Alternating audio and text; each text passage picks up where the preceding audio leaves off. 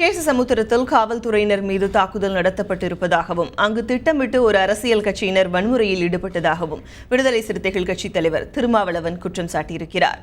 சென்னையில் நடைபெற்ற கூட்டணி ஆட்சிக் கொள்கை மாநாட்டில் பங்கேற்ற பின்னர் செய்தியாளர்களிடம் பேசிய திருமாவளவன், சேஷசமுத்திரத்தில் நடைபெற்ற வன்முறையை எதிர்த்து நேச சக்திகளை ஒருங்கிணைத்து போராட்டம் நடத்தப்படும் என்று கூறினார்.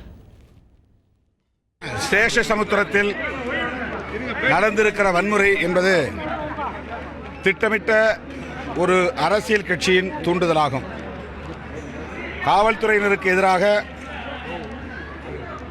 பெட்ரோல் குண்டுகளை வீசியிருக்கிறார்கள்.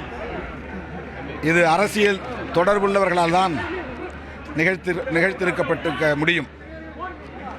ஆகவே அதன் பின்னணியில் உள்ள அரசியல் சக்திகளை அடையாளம் கண்டு அரசு கடும் நடவடிக்கை எடுக்க வேண்டும் என்று விடுதலை சிறுத்தைகளின் சார்பில் வற்புறுத்துகிறோம்.